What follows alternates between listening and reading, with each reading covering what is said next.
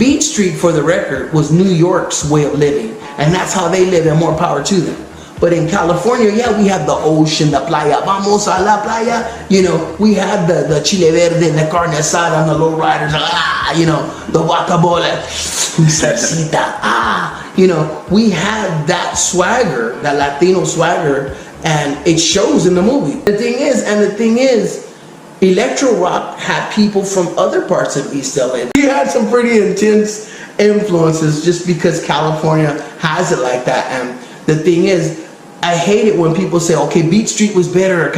You know what? It was not who was better. It's just different interpretations. Breaking told a little bit more of our story. And something else that I noticed in Breaking was, even as a kid watching it, I'm like, oh, that looks like my neighborhood. And I'll be damned, a lot of it was filmed in places that I would walk to or my mom would drive me to or anything. I mean, it was placed in, you know, East LA, Whittier, Montebello, like all those areas, because Breaking was everywhere.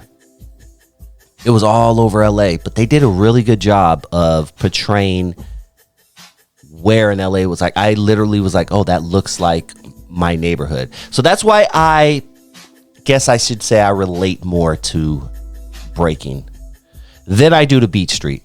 But it's a classic movie, Beat Street as well.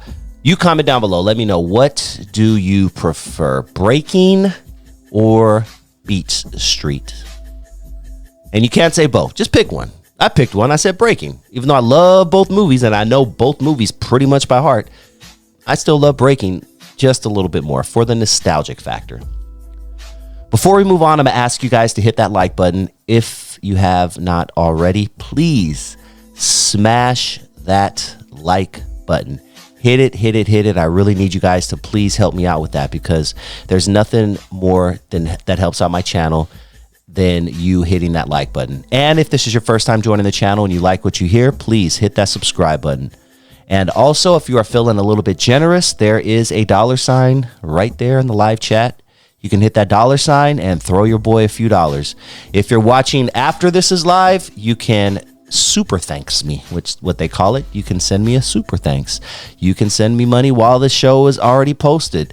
So I just appreciate it. I just want you to know that I'm not too proud to, you know, beg or whatever. I'm not begging. I'm just saying I appreciate you guys, and hey, keep it coming. Real talk. Please, please, please. When that script came out, it was an Israeli production, Canon Films.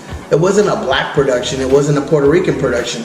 They said, you know what, we're gonna do a movie, but we just kind of see how it goes. And sure enough, they put the word out, and a lot of people, I think over a few hundred people auditioned for those roles.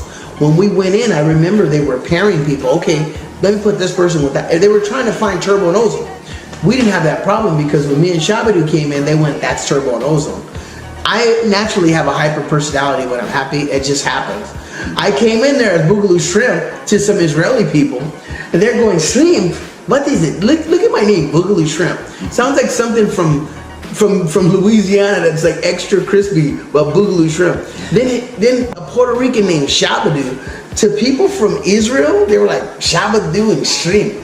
But those were our stage names. But Turbo and Ozone kind of reminded them of our personalities. Shabadoo came in with, yeah, you know, I'm Adolfo Quinones, and yeah, I'm a sex symbol. So he was kind of in the Ozone. He's just Ozone status. Turbo was hyper, like, yeah, you know. The fact that I kind of still had comedic timing just took the movie 0 to 60, because they said, damn, you know what? We couldn't even write a better script. Let's just put them in situations. So the thing is, the movie was pretty much improv. I mean, if the pages were changing each day, because once they had us, they could not write a better movie. They said, just let this be like a biopic. Let these guys do their thing. Michael Boogaloo Shrimp, a.k.a. Turbo from Breaking. One of my favorite interviews, one of my first big interviews, I would say. I would say to this day, that's probably, you know, one of my bigger interviews when it comes to hip hop and pop culture. I appreciate what Michael Boogaloo Shrimp, aka Turbo, has done for the culture, and it was definitely an honor interviewing him.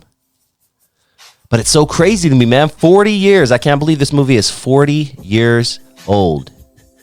1984.